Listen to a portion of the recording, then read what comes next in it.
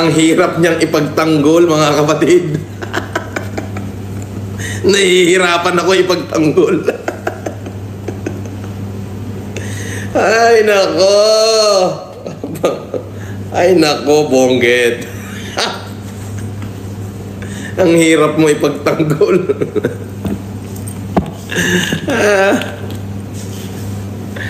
Isko. If I will remember my life, since 2007, inikot ko buong Pilipinas para mag-humanitarian, magbigay ng libreng salamin, libreng check-up, libreng wheelchair. Buong Pilipinas. Naaalala ko pa noon, 2013, bumaha sa Pasay. Kaming dalawa ng tiyaheng ko, at saka yung mga anak niya, si Fortuna, Barba, at saka si Chito, si Dino, si Segundo, si RJ. Namigay kami ng bigas sa Pasay nung tinamaan ng munso ng Pasay. Ibig sabihin, ang habang panahon, wala akong ginawa sa buhay ko kundi mag-humanitarian, bit-bit ang pangalang Marcos. Ngayon, nahihirapan ako ipagtanggol ka. Grabe. Di ba? Parang ang hirap ipagtanggol, no? Parang nahihirapan lang ako. Bro, mo yun? Diyos ko.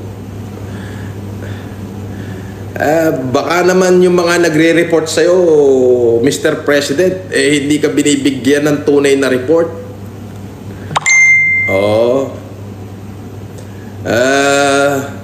Kagalang-galang na Pangulo, yung pumasok sa KOJC, actually, hindi usapin dito yung false prophet. Sabihin na natin na si Kibuloy ay false prophet. Yes. Hindi yun ang usapin eh. Ang pinag-uusapan dito sa kagalang-galang na Pangulo is yung statement mo na walang baril yung kapulisan. Abay, nung nakita ko yung mga video, naka-full battle gear ho eh. Kulang na lang may dalang basuka. Kulang na lang may dalang basuka. Yung sinabi niyong walang dalang tear gas. Aba, ay ano ho yung usok na napakakapal at talagang sumisirit. Yun ba ho ay ulap o pugs? Sabi ni Tess Epelem, wag mo na angkinin yung apelyido na yan kasi dahil di ka tayo lang yan.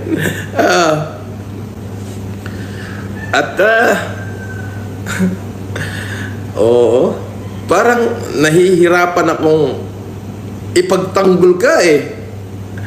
Diyos ko, buong buhay ko, inikot ko yung buong Pilipinas sa pag-humanitarian, bit-bit yung pangalang Marcos. Alam niyo yun? Pumunta ako ng Maguindanao. Inikot ko yan, yung buong Maguindanao na yan. Nag-humanitarian ako sa Sharif Agwak mismo, sa Sultan Kudarat, sa Sultan Mastura, sa Cotabato City. Ibiruin mo yun? Unfortunately, natalo tayo no, as Vice President yung tinatakbuhan mo. Nagpunta ako ng Lambayong, nagpunta ako ng Tacorong, nagpunta ako ng Lake Cebu, South Cotabato. Diyos ko, alam mo yun? Halos lahat ng bayan sa Mindanao, inikot ko. Para ano? Para mag-humanitarian, bit-bit ang pangalang Marcos. Kinausap ko yung mga MILF. Nakausap ko si Commander Gordon. Kasama ko yung mga doktor ko. Bit-bit ang pangalang Marcos. Pumunta ako ng Palawan, yung halos buong Palawan, Puerto Princesa to Rizal, Palawan. Nag-humanitarian din ako ron, bit-bit ang pangalang Marcos. To let the people know that this humanitarian act is done by us. Nagpunta ako ng Catanduanes noong 2016. Buong probinsya ng Catanduanes, alam ni Governor Buboy Cuba yan, yung 11 bayan sa Catanduanes, binigyan ko lahat ng ng libreng salamin, libreng check-up, libreng wheelchair. Gamit ang pangalang Marcos. Diba? Ultimo Ilocos Norte, mismong sa Bintar. Kasama ko dyan sila Odette Visitacion at Janice Pascua. Ultimo sa Cordillera. Diba? Dahil nga sa pamimigay ko ng libreng salamin at wheelchair, kinasuhan ako noong 2010 ng optometry law. Buong Cagayan, Isabela. You see? Kasama ko yung mga doktor ko. Ang linis-linis ng tingin sa pangalang Marcos no? Sa lahat ng dapuan ko. Kahit sabihin yung hindi ko dala yung pangalan nyo, kayo ang nagbe-benefit niyan. Nung COVID, isinugal ko yung buhay ko. Di ba? Ultimo Pasay, nung tinamaan ng monsoon yung Pasay, nung 2013, kasama ko si Auntie Baby. Namigay kami ng bigas, naka-record sa lahat ng dyaryo yan, sa Manila Bulletin, sa Philippine Star, sa Tribune, lahat. Andun pa si Chito, si Dino, si Segundo, si RJ. Malakas pa rin yung tsahe natin, si Fortuna.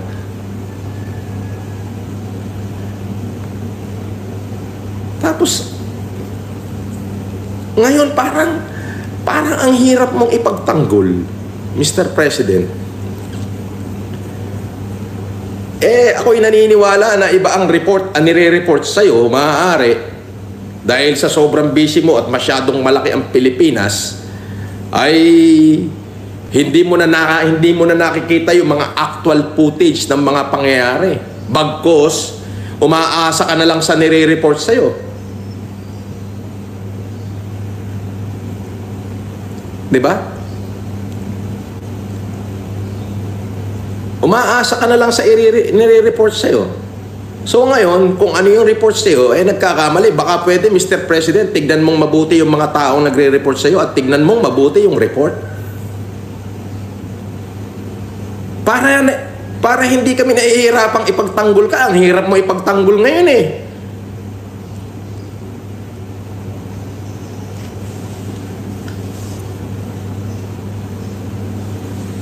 So I decided not to run this election. No?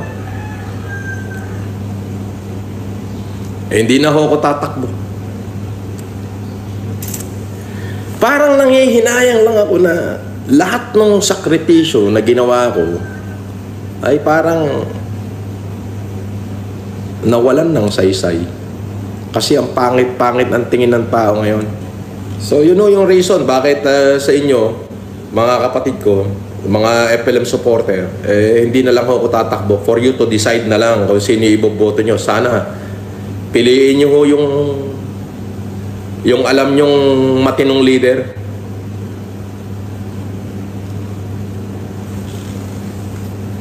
Mr. President, the people is waiting for you.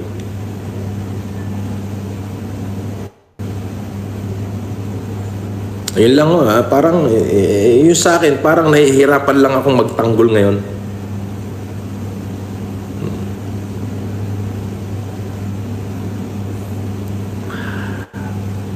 Di po ba? Ay, biruin nyo yan, from 2007, buong Pilipinas, nilibot ko, inuna ko yung Cavite, Laguna, yan ang inuna namin eh. Calabarzon muna eh, nag-humanitarian. Pagtungtong ng 2009, umakyat ako ng Cordillera. Kota, nagkakaso-kaso ko ron. Kinasuhan ako ng mga optometrist doon. Ng Integrated Association of Philippine Optometry, IPAO. Bakit? Dahil sa pagbibigay ko ng libreng salamin sa mga tao.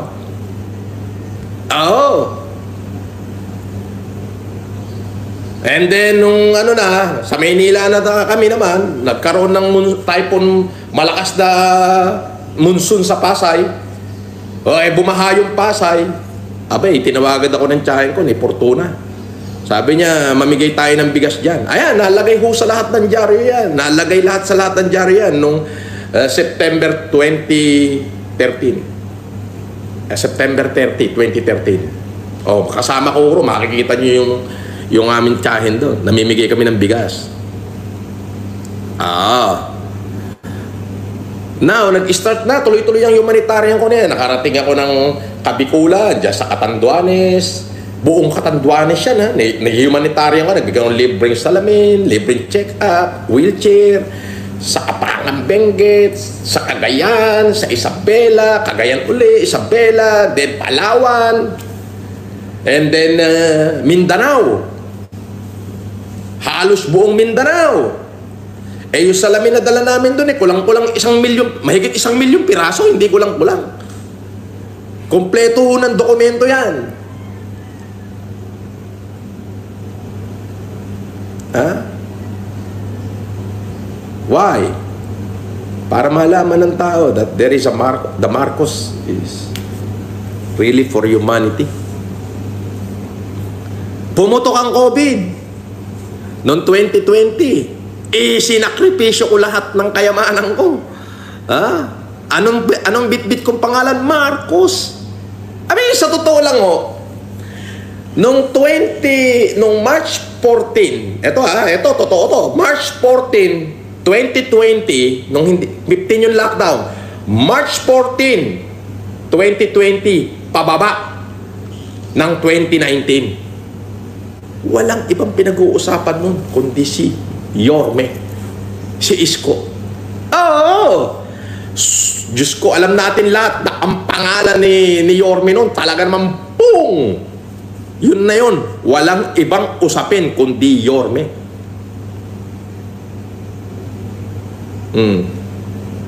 Di ba? Walang ibang usapin nun kundi Yorme. Pagtungtong ng March 15, 2020, lockdown. Nabura si Yorme. Francis Leo Marcos na usapan ng tao. Marcos. Imaginein mo yun? Marcos! Yes. Kayo po, Mr. President. Apelido nyo yan. Namesake kayo ni Presidente Marcos. Kaya yun na yung pinag-uusapan nun. Marcos na. Nabura na yung Yorme. Diba? Why? Because there is Francis Leo Marcos who sacrificed everything, including his very own family.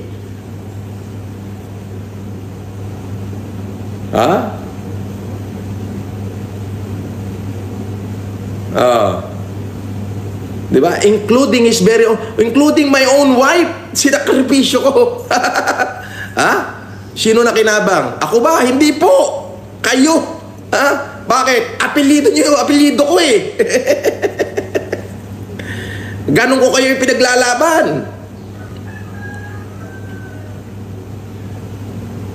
Na sana makuha natin yung country of greatness.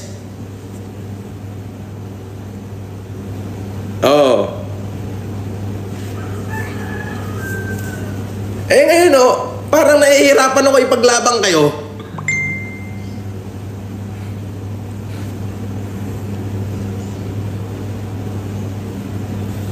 Lahat ng lumapit sa akin, wala naman akong hinindihan. Including si Senator Aimee. Hindi ko hinindihan yan.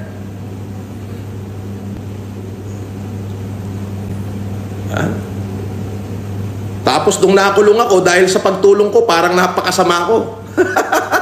Di ho ba?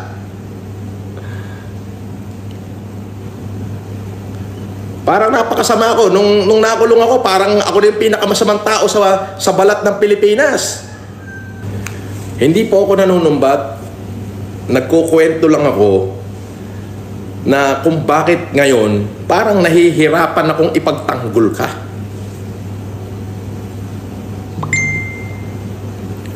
Siguro pakitignan nyo yung mga report sa inyo. Dapat merong second opinion na tama ba itong nireport sa'yo? Kasi nagmumukha po kayong nakakahiya sa mata ng publiko dahil iba ho yung kaganapan sa binibigkas nyo, Mr. President.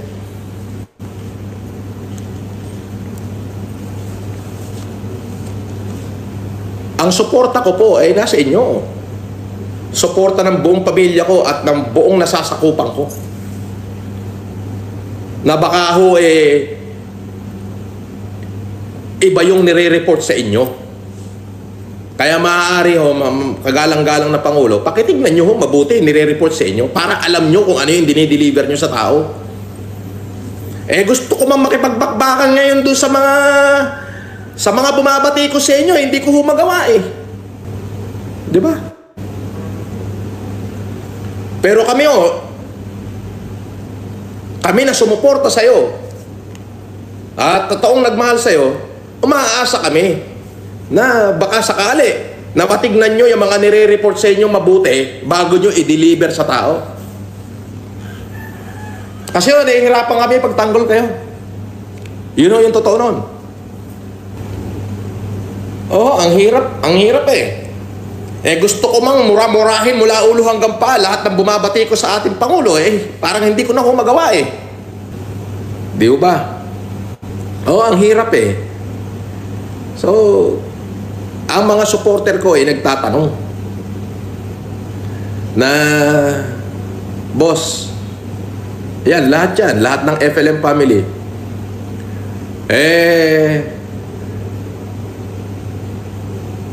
hindi po kami nagwi-withdraw ng suporta sa inyo. Sinusuportahan ho namin kayo kasi binoto namin kayo. Kaya lang ho, baka itong aking salita na to makarating sa inyo, na tignan nyo hong mabuti yung nire-report sa inyo ng kapulisan bago nyo ho i-deliver sa taong bayan. Maging maingat ho sana. Kayo naman na nagbibigay ng report sa presidente, maging maingat ho. Bakit? Ang hirap kong ipagtanggol ngayon eh. Napakahirap po eh. Hindi, sinasabi ko lang mo. Nagkukwento lang ako nung aking mga ginawa sa buhay na parang noong panahon noon, nung ang daling ipagtanggol ng apelidong Marcos. Ngayon, parang nahihirapan ako ipagtanggol eh. Pero Mr. President, hindi ho kami nagwi-withdraw ng support. Ang buong FLM family, including yung mga organization na affiliate po sa akin, ay buo pa rin ang tiwala sa inyo. Yun nga lang ho, sana bago kayo mag-deliver ng salita sa tao, tignan nyo hong mabuti yung nireport sa inyo at sa totoong kaganapan. Humanap po kayo ng another second opinion na tama ba itong nire-report nila sa iyo. Kasi ho, mali eh. Mali po eh. Kasi ho, naniniwala po ako na yung mga member ho ni Kibuloy, yung mga member ho ng KOJC, ay wala naman hong kinalaman yun doon sa kanilang propeta. Kung sa tingin ninyong lahat, false prophet si Kibuloy, sabihin na natin, yes, totoo. Yung bang kanyang mga taga-suporta ay false na tao rin? Hindi ho, Pilipino rin ho sila. Dapat we treat them with dignity.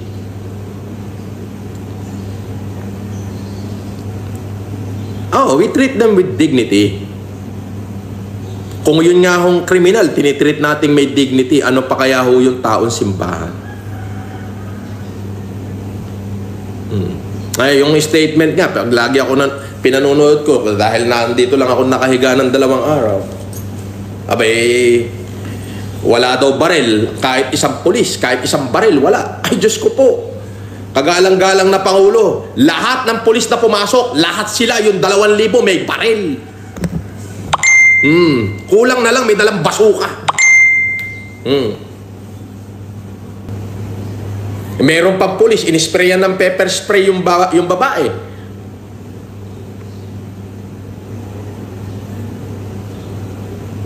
Hindi ko wini-withdraw yung pagtatanggal ko sa inyo.